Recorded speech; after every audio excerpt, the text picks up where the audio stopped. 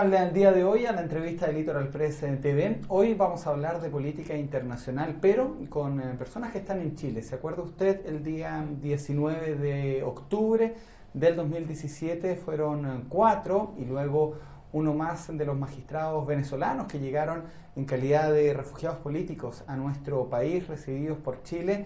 Y hoy día estamos con 2 de ellos para saber cómo ha sido su vida 2 meses después de la llegada. Nos encontramos con la magistrada Elenis Rodríguez, a quien le damos las gracias por su presencia. Gracias a ustedes por la invitación. Y también nos encontramos con el magistrado Luis Manuel Macano, a quien también le agradecemos su tiempo. Gracias por la invitación. Gracias. Comienzo con usted, Elenis Rodríguez, magistrada de del Tribunal Supremo de Justicia de Venezuela. ¿Cómo han sido estos 2 meses en nuestro país? Bueno, muchísimas gracias nuevamente. Sí, casualmente hoy 19 estamos cumpliendo 2 meses de haber abandonado, nos obligaron a abandonar a nuestra amada Venezuela, y una nación como Chile, que en democracia nos abrió sus brazos en libertad. Y de verdad es que hemos tenido una agenda, que eso es lo importante, que también nosotros, a pesar de ese dolor de haber abandonado a nuestra patria y a nuestras familias, hemos tenido el reconocimiento de todas las instituciones por cuanto a nosotros nos han atendido, el presidente del Colegio de Abogados de Chile, el presidente de la Corte Suprema de Chile, el fiscal de la Nación, el Defensa Pública en el área penal nos han atendido, un grupo de magistrados maravillosos a quien le envío muchas bendiciones, que es la Asociación Nacional de Magistrados de Chile. En fin, nos hemos reunido con venezolanos que ya tienen años aquí, que también se les han violado sus derechos humanos, que después hablaremos de eso.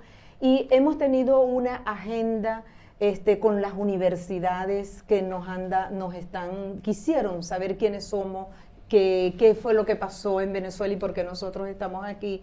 Y hemos tenido esa atención sobre todo de la universidad, del decano de la Universidad San Sebastián, que ese reconocimiento que nos dio en una primera invitación para saber quiénes somos nosotros, y después ha sido, bueno, muy concurrente ese apoyo que nos han dado. ¿Cómo nos podemos sentir todos los chilenos, a quien le damos las gracias a Chile por ese cariño caluroso que nos han dado, y ese apoyo y solidaridad que hemos recibido, sobre todo hoy que estamos cumpliendo 2 meses? Magistrado Macano, usted llegó también con este grupo de magistrados venezolanos, y tal como lo decía la magistrada Rodríguez, es interesante destacar el trabajo que han hecho en la universidad. Ustedes estuvieron en Puerto Montt hace poco, invitados a un seminario que organizó la Facultad de Derecho de la Universidad de San Sebastián. ¿Cómo fue esa experiencia? Fue extraordinaria. Primero, un saludo a toda la audiencia de tu programa. Gracias por la invitación. En este conversatorio tratamos el tema desde un punto de vista dicotómico: la experiencia de la persecución, la experiencia político, práctica, de cómo fue eso, que muy bien la expresó mi colega magistrada Elenis del Valle Rodríguez, y la observación del fenómeno venezolano desde un punto de vista académico, porque este es un problema que despierta muchas pasiones. Y hay que aclarar algo: esto es un problema también que no es una lucha de izquierdas y derechas, esta es una lucha del bien contra el mal, de un Estado atrofiado por un conjunto de personas que no han podido despertar, digamos, la fibra de progreso y de desarrollo en Venezuela. Pero eso tampoco hay que observarlo como una consecuencia final. Ese es el proceso que se va a gestar desde 1958 con el llamado Sistema Populista de Conciliación de Élites. Y allá trabajamos también 3 papeles de trabajo que yo te los traje para que los leyeras. Uno de Juan Carlos Rey, un cientista político venezolano, en donde él hace una explicación de cómo se inicia la crisis del sistema político venezolano, inclusive desde el mismo momento del inicio de la democracia representativa, el 23 de enero de 1958, hace una explicación de las 3 grandes rupturas que hubo: la ruptura generada por el populismo de 1973 a 1978, la ausencia de políticas públicas para el desarrollo económico en función de que la empresa privada debía ser la que generara el motor social y no el Estado con un conducto constante para alimentar a la sociedad. Ese populismo va a generar una ruptura económica que se va a evidenciar el 18 de febrero de 1983 con la devaluación de la moneda, y una ruptura política con una base moral que venía ya sufriendo graves rupturas a lo largo desde 1958 hasta 1998.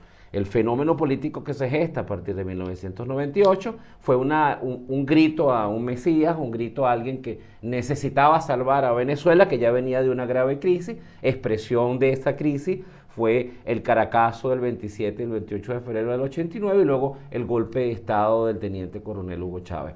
La llamada a Hugo Chávez como presidente de la República lo que proponía era la reconstrucción del Estado, absolutamente. Sin embargo, hubo una reconstrucción desde el punto de vista jurídico, político, más no desde el punto de vista de la estructura de producción de riqueza o desde el punto de vista del trabajo. Por eso es que el sistema que se va a establecer va a ser una democracia fallida que no va a solucionar los problemas sociales. El 11 de abril del año 2002, viene el golpe contra el presidente Chávez, y eso va a generar que de democracia fallida se convierta en esto que los autores Levinsky y Wade denominan autoritarismo competitivo. Pero ustedes venían con un problema también democrático desde el pacto de Punto Fijo. Sí, veníamos con una ruptura. Sí. Bueno, mira, toda esta historia que te está diciendo mi colega magistrado es lo que ha venido desencadenando en estos 19 años donde se rompió el hilo constitucional desde el primer momento en que apareció esa figura de Hugo Chávez Frías. En segundo lugar, ese populismo es el que ha hecho que Venezuela hoy, que era el país más rico del mundo, hoy la pobreza en que hemos decaído por la corrupción que se está presentando en los actuales momentos en nuestra patria, donde ya los venezolanos no están perdiendo la vida por el tema de la inseguridad. Ya los venezolanos están perdiendo la vida por la escasez de alimentos, por la escasez de medicina y por la escasez de insumos médicos. Y entonces todo esto, este Hugo Chávez lo que hizo fue engañar al país, porque él venía viendo todo ese decaimiento que viene hablando el magistrado, y en vez de, como decía él, que venían era a salvar, engañó a la gente. Lo que hizo fue incrementarse ese populismo que ya venía, ¿ok? Solo que lo incrementó, pero lo incrementó con devastando en lo que llamamos la corrupción y en algo que nunca se había visto en Venezuela. Tenemos un narcoestado y eso es grave para nuestro país. Yo soy del criterio que este gobierno, porque como tú dijiste que te escuché, que no hay mal que dure 100 años, pero para reconstruir nuestra patria, mira, vamos a necesitar más de 20 años, porque esa debacle, ese rompimiento viene desde abajo de nuestros niños, porque hay muchos niños y adolescentes que no conocieron a más nadie en 19 años, sino a un gobierno que ha sido populista, dictatorial, corrupto. ¿Qué pruebas tiene para afirmar que Venezuela es un narcoestado? Bueno, pruebas como para mantener la evidencia, que aquí está la prueba, como te lo puedo decir como abogado, como lo piden los juristas. Exacto, como lo piden los juristas, pero tú ves por lo que llamamos nosotros las noticias crímenes, es más que evidente que cada día nos estamos, o sea que ya ni nos asombra ninguna de esas noticias que a diario estamos viendo, y que en eso se está fijando, hay denuncias a nivel internacional, incluso en el Tribunal de la Haya. Haciendo la vista gorda quizás, magistrado. Es la máxima degeneración a la que puede llegar una sociedad. Como te decía, del autoritarismo competitivo de Hugo Chávez, que se definen los regímenes autoritaristas competitivos. Utilizan los canales democráticos, las autoridades siempre violan las reglas de la democracia a través de trampa, y eso fue lo que ocurrió durante muchos años, y del autoritarismo competitivo estamos cayendo en la dictadura que existe hoy en Venezuela. Una dictadura que viola derechos humanos, una dictadura genocida, una dictadura que persigue jueces, algo absolutamente inaudito. Si vamos a la historia de América Latina, hubo muchas dictaduras y hubo muchos perseguidos políticos, pero nunca los jueces. Los jueces siempre fueron respetados porque eran los que administraban justicia. En Venezuela hay un rompimiento de la justicia, o desde el punto de vista ontológico, lo que es la justicia. ¿Por qué? Porque el derecho se ha constituido en un instrumento para fusilar a quienes piensan diferente. Nosotros fuimos acusados de traición a la patria y además de usurpación de cargo. Si primero nos escogió el Comité de Postulaciones de la Asamblea Nacional, que es el órgano legislativo nacional, el otrora Congreso, la Asamblea Nacional es la autorizada para nombrar a los magistrados. ¿Dónde está la usurpación de cargo? Entonces, el problema venezolano es un problema que tiene que observarse para que no despiertes pasiones desde el punto de vista de la metodología de las ciencias políticas, de cuáles son los enfoques que deben producirse para que se genere un cambio. Ahora, yo no creo en un cambio inmediato porque el problema, realmente, la solución está en más de 35 millones de personas que estamos allá. Ustedes son magistrados del Tribunal Supremo de Justicia de Venezuela. Para hacer un equivalente, un símil con las instituciones que tenemos acá en Chile, sería la Corte Suprema de Justicia. Aquí es la Corte Suprema de Justicia y nosotros allá somos magistrados del tribunal, que también antes de que existiera este régimen dictatorial, allá en Venezuela también se llamaba Corte Suprema de Justicia, solo que Hugo Chávez, para decir hecho en socialismo, que no han hecho nada sino destruir a nuestra patria, corromperla como la han hecho, entonces le cambiaron el nombre por Tribunal Supremo de Justicia. Pero fíjate algo de lo que es el respeto a la Constitución y las leyes. Cuando Hugo Chávez hizo su intentona del golpe a un presidente democrático, como es el caso de Carlos Andrés Pérez, resulta de que, bueno, él fue puesto ante la justicia y no pagó más de 2 años de cárcel. Y incluso esa Corte Suprema de Justicia respetó, Carlos Andrés fue tan demócrata que él pudo manipular con el poderío que tenían a esa Corte Suprema de Justicia, como lo están haciendo hoy en día el régimen dictatorial que tenemos. De hecho, Hugo Chávez inventó la constituyente para crear una nueva constitución, y esa nueva constitución, ¿qué te dice en su prólogo? Que era para socavar la corrupción que existía en el Tribunal Supremo de Justicia. En el tiempo de democracia se decía que la Corte Suprema de Justicia lo llamaban era la tribus de algunos políticos, pero con lo que está sucediendo hoy en día en Venezuela con este régimen dictatorial, esas tribus quedaron como en aldeas, porque te voy a decir, el Tribunal Supremo de Justicia es el paredón para justiciar a todo el que piense distinto, es el que ordena. Allá los jueces de control y jueces de juicio no tienen la potestad, como establece en la Constitución, que el Poder Judicial es autónomo e independiente. Ellos, para decidir un caso de Leopoldo López, el caso de los estudiantes, el caso de Antonio Ledesma, en una audiencia de presentación, ¿qué te dice el juez? Deme 30 minutos para decidir, y esos 30 minutos uno pasa 5 horas esperando por esa decisión, y es que ese juez está esperando la llamada telefónica del Poder Judicial, que a su vez el Poder Ejecutivo, que antes era Hugo Chávez y ahora es Maduro, el que da la orden si esos venezolanos quedan en libertad o quedan privados de libertad. Interesante la explicación, magistrada Rodríguez, pero usted lo acaba de nombrar. Por primera vez en la entrevista hemos hablado de Nicolás Maduro y hemos repetido 10, 15 o hasta 20 veces la palabra de Hugo Chávez, el origen, ¿cierto?, de todo el problema, a su juicio, que tiene hoy día Venezuela. Magistrado Marcano, yo le quiero hacer una pregunta. ¿Es posible mantener el régimen chavista sin Hugo Chávez? Fíjate, te voy a hablar como magistrado y no como político. ¿Ya? Importante eso, ¿no? Si no se respetan las normas, y no se respeta la justicia, y no se respeta los canales originales para la administración de esa justicia, hay una columna vertebral del Estado que está impactada, fundamentalmente. Desde el punto de vista del mantenimiento de un régimen que no obedece a la democracia como sistema, que no obedece al cumplimiento de las normas y que debería establecer ese relacionamiento y esa interdependencia entre gobierno y sociedad, yo no creo que se pueda mantener.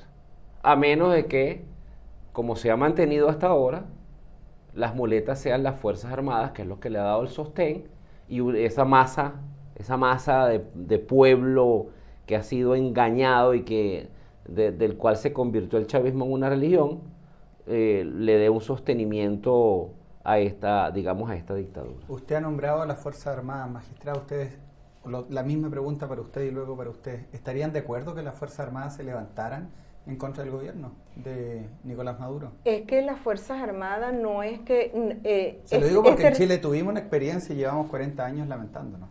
Sí, pero pasa lo siguiente, las Fuerzas Armadas en Venezuela es para cuidar la soberanía, no para inmiscuirse en temas políticos, y resulta que las Fuerzas Armadas nuestras la perdimos. Esa Fuerza Armada de la cual habla la Constitución no existe. Allá tenemos unos militares que obligan a los jóvenes que están apenas empezando su carrera militar, los obligan a decir el eslogan patria, socialismo, muerte, o viviremos y venceremos y todo, y eso, las Fuerzas Armadas no está para eso. Entonces las Fuerzas Armadas la politizaron de una manera que ahora están entrampados, y que en vez de ponerse del lado del pueblo, como lo establece nuestra Constitución, lamentablemente la corrupción ha hecho que sobre todo los niveles altos de la Fuerza Armada, están plegadas al gobierno, pero es por eso, por la corrupción que los arropó. Te voy a responder desde el punto de vista jurídico de nuestra Constitución. El artículo 350 constitucional establece que cualquier ciudadano, investido o no de autoridad, debe resistir a cualquier fuerza de facto que vaya en contra de la Constitución para el restablecimiento del orden constitucional. Llámese militares, médicos, profesores, nosotros, magistrados. Ese es un deber que está en la Constitución, no para establecer una dictadura, no para que haya se deponga el régimen de Nicolás Maduro y se establezca una dictadura militar. No. Para que se establezca un orden y que ese orden facilite el llamado a unas elecciones libres, que es lo que se quiere, porque nosotros queremos vivir en democracia. Solo para concluir, desgraciadamente los tiempos de la televisión son acotados. Me quedan 2 minutos, en 1 minuto cada uno, explicar qué ha sido lo más difícil y lo más bonito de vivir en Chile. Comienzo con usted y termino con usted. Okay, bueno, como decía mi colega el magistrado Núñez, si me siguen tratando en Chile así, me voy a quedar para siempre. Esto es un pueblo extraordinario. La gente, el Estado, los funcionarios, de verdad que no me he sentido extraordinariamente bien tratado. La Universidad de San Sebastián, una gran universidad que, a propósito, invito a todos los jóvenes a estudiar, vivir esa experiencia que significa la Universidad de San Sebastián, que a pesar del poco tiempo que tengo conociéndola, he tenido la experiencia más importante académica de mi vida. Hemos tenido a Rafael Rosell, el decano de la Facultad de Derecho, también varias veces explicando. ¿Y lo más difícil? Bueno, lo más difícil es estar lejos de los seres queridos, de los amigos, de las personas que los quieren a uno, que siempre los recuerdan. Está el WhatsApp, pero no es lo mismo. Entiendo. Magistrada, lo más bonito... Lo más bonito de Chile es, te voy a hablar, Elenis Rodríguez, que incluso mi entrada a la residencia de don Pedro Ramírez ocasionó, el embajador en Venezuela, eso ocasionó un malestar a la Cancillería de Venezuela, cuando el canciller de Chile, Heraldo Muñoz, a quien le agradezco muchísimo esa valentía, cuando digo valentía te lo voy a decir por qué, porque salió en su Twitter: yo fui la primera en ingresar allá, y cuando él dijo, me reconoció como magistrada. Eso es lo bonito de lo que te voy a decir. La magistrada Elenis del Valle Rodríguez Martínez acaba de ingresar a la residencia del embajador de Chile en Venezuela, y Chile la protegerá. Eso causó, no te quiero ni contar toda la pesadilla que viví el día que entré. y al día siguiente ver un canciller de Chile decir nuevamente, sabiendo lo que había pasado el día anterior, volvió a repetir: la magistrada Elenis del Valle Rodríguez Martínez, si solicita el asilo, Chile se lo dará. Lo solicitamos y lo concedió el 22 de agosto, el día de mi cumpleaños. Ojo, él no sabía que era mi cumpleaños, pero para mí ese fue el regalo más grande y eso fue muy hermoso. Pero, ¿qué es lo más triste? Bueno, haber abandonado de la manera como les dije, involuntariamente a mi patria, a mis afectos, a mis presos políticos que todavía tienen el contacto conmigo, que me dicen: mi doctor, usted por lo menos está en libertad, y sé que está alzando sigue alzando su voz por Venezuela y por nosotros. Eso me duele porque los 3 meses que viví encerrada, protegida pero encerrada, sin libertad, en la residencia del embajador, allí fue cuando comprendí más lo que vive un preso político tras los barrotes del SEBIN, a diferencia que yo vivía en una casa hermosa para las condiciones como ellos viven, y eso hizo que yo me uniera y esa es mi promesa, seguir luchando por los presos políticos, por todos los ciudadanos, y que los llevo cada día aquí en mi corazón. Yo les quiero agradecer su tiempo. Desgraciadamente sé que es escaso, podríamos haber hablado, habían 20.000 preguntas más, pero bueno, la invitación queda extendida, no será la primera vez. Es un gusto conocerlo y la solidaridad tanto de nosotros con ustedes, porque Chile también vivió un periodo complicado, un periodo donde hubo presos por pensar solamente diferente, y es por eso que era un tema que queríamos abordarlo, queríamos conocer la opinión de ustedes, cómo lo han vivido, y ha sido una experiencia muy bonita, y solamente desearles suerte y ojalá que algún día puedan regresar a su patria, porque solamente por pensar diferente nadie debería estar preso. Así que yo no pierdo la fe, sí, yo no pierdo la fe, estoy agradecida de Chile, de los chilenos, pero yo sí quiero regresar a mi país, porque Venezuela necesita que Elenis Rodríguez continúe haciendo lo que estaba haciendo por la democracia, la justicia y la libertad de Venezuela. Muchas gracias. Muchas gracias también. Gracias a ustedes por ver esta entrevista. Recuerden visitarnos en www.litoralpresstv.cl.